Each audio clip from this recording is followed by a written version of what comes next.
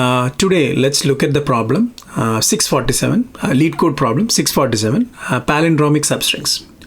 Given a string S, return the number of palindromic substrings in it. So let's first try to understand what is a palindrome. A palindrome is a string which, when read backwards or forward, when read backwards is same as when read forward.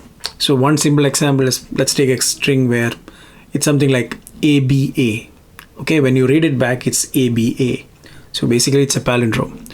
And then another thing we have to understand is a substring. A substring is a contiguous sequence of characters within the string. So that means in this particular string, substrings are A, then B, the C, or it could be AB, BC, or ABC. So all are substrings.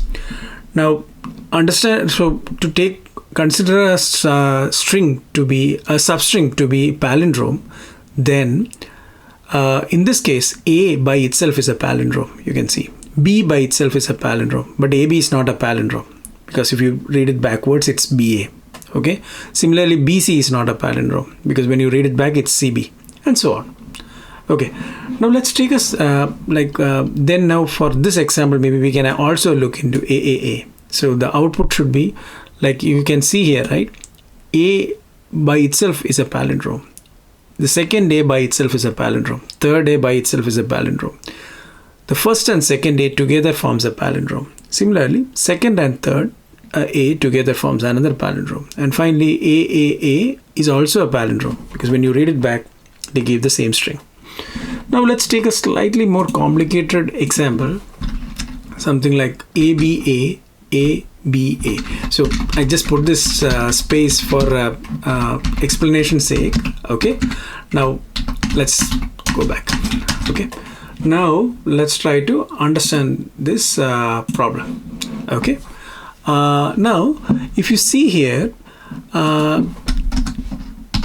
let's see from a brute force approach how to solve this problem. Now if I take a string starting at A and try to find all the substrings which can be formed starting at A and check whether it's a palindrome. So that means I can see A by itself is a palindrome. So okay, then, or I could just increase the count. Okay, then AB, that's not a palindrome.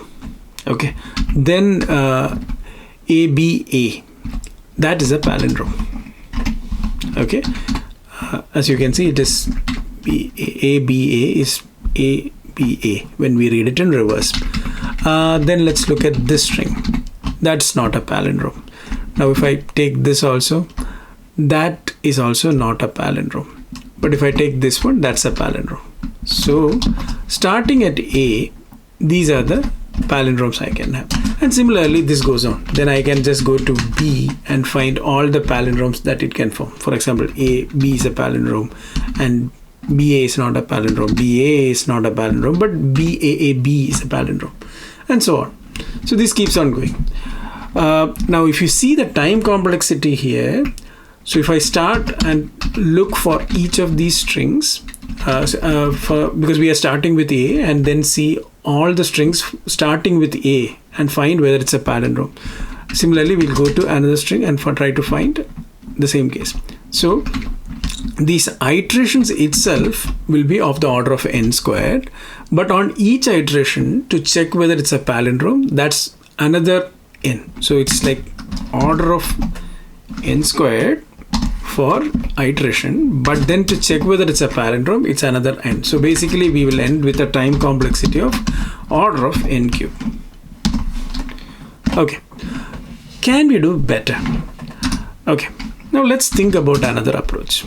Okay, because what we are not doing is we are not reusing these results. So can we do a kind of dynamic problem? Because it's an overlapping problem. If you see here, what happens is, ideally speaking, let's see how to make this a overlapping thing. Sorry, my bad. Let's have a look at it. Okay, now rather than taking strings that start with this, what if we take each of those elements and think that it is the middle element of the palindrome? So let's take this case, right?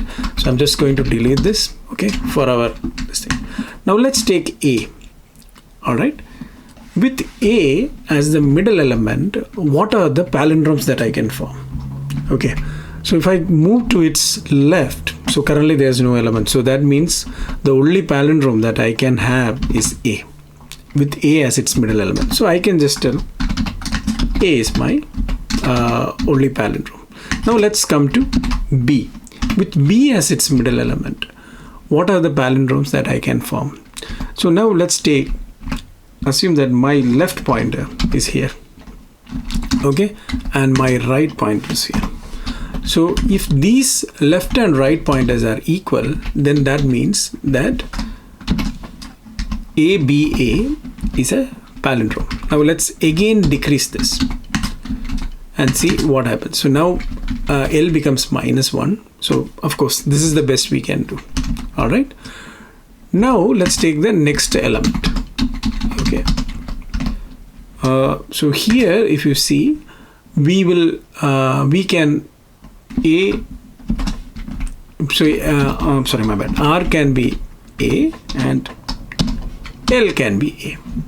Okay, so L is the left pointer and R is the right pointer. So these are not equal. So the best we could have is basically A. All right. Now let's come to the next one. Okay. Here, if I take my left pointer and my right pointer, these two are not equal. Okay. So what happened? So again, the best we can do is another A. All right. Now let's come to B. So what happens here? B, A is equal to, so let's take this as our L and this as our R. Okay. Now as you can see, A and A are equal.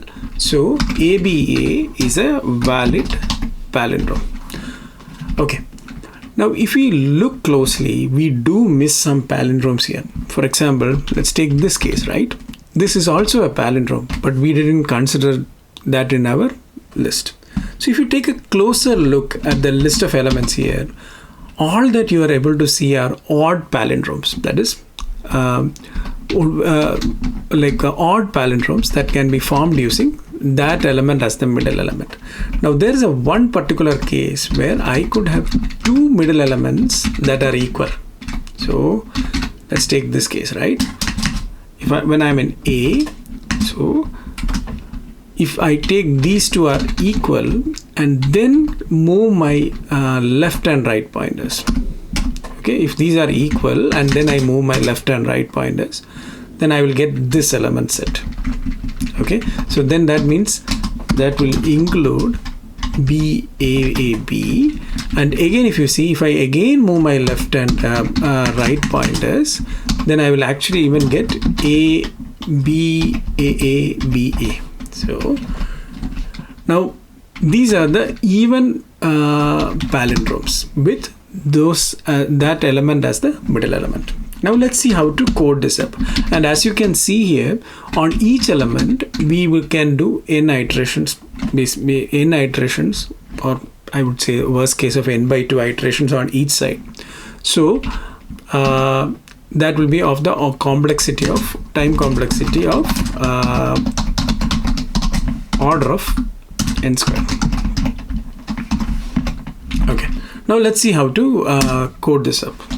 So we will go through each element, as mentioned earlier, we will go through each character in the string and assume that element is the, we will try to find all the odd palindromes, that is the palindrome with that element as the middle element, and the second case is all the even palindromes with this element as the middle element. Okay, so now let's start. So we'll go as so I is equal to 0, I less than s dot size plus I, and let's put int count as our element that we want to return. Okay, the count that we want to return. So let's have two variables, one for tracking the left hand side of the middle element, and check the right hand side of the middle element. Okay, sorry, my bad. I plus 1. Actually this should be I minus 1. Okay, so if I see here, these are, let's first find all the odd palindromes with current element as middle element. Okay, now if we take this way, then what we can do is, so the element itself is a palindrome, so we can straight away increase the count by 1 here.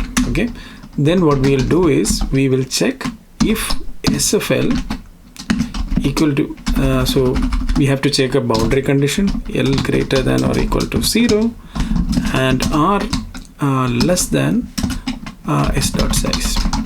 Okay, and so this should be a while loop, my bad. Okay, and SFL equal to SFR. So if that is the case, then I could decrement L, increment R, and I could also increase the count. So what will happen is, let's take this case, right? If you see here, if we assume B as my middle element, then I will take L and R will be in this A and L will be in this A. So these two are equal, so I can increase the count here. And next time when I increment, L becomes less than 0. So basically it will come out of the loop. Now this would have covered all our odd palindromes. Now let's find the even palindromes. Okay, with current element as middle. Okay, this is, it's only a slide modification. All that we have to do is we'll make L as I. Okay, so what we'll do is, for explanation sake, I'll take this element. Okay, I'll keep A as L as I, and then R is equal to I plus 1. Okay, now we will apply the same loop here. Okay, and I can explain it a little bit better. Okay, because I cannot add this count like the way I did for odd, because you can see here, right? Only if this L and R are equal, then I will have an even palindrome to even start with. So what I'm trying to say is, take this A and I will keep my L as equal to I, and then my R is equal to I plus 1. Okay, then if here you can see, right, these are equal, so then that means I can add a count here which tells, because I had already considered the odd palindrome, so this together will form the first even palindrome that I have. Now it is the same condition. It will again look at, so if it's same, we will decrement L, we will increment R, so L will be here and R will be here. So we'll check whether these two B and B are equal. So since B and B are equal, we will again increment the count, because BAAB is also a palindrome, and then next L will come here and R will go to the next element. So you will have ABAABA also as a palindrome. So these are the palindromes. Basically we will form these three I should say this way. So these three palindromes with A as the middle element. So for this solution, our time complexity, as I mentioned earlier, will be order of n squared, because on each element I will have to iterate through all the remaining elements on its left and on its right as a worst case. And another case is its space complexity is order of 1, because we are not using any additional space. So I can put it as order of 1. Now let's try running this problem. I forgot to return, so let me return that also. Okay, so this return out. Let's see. As you can see, this looks fine. Okay, now let's see, let's try also submitting it and see how it looks. So as you can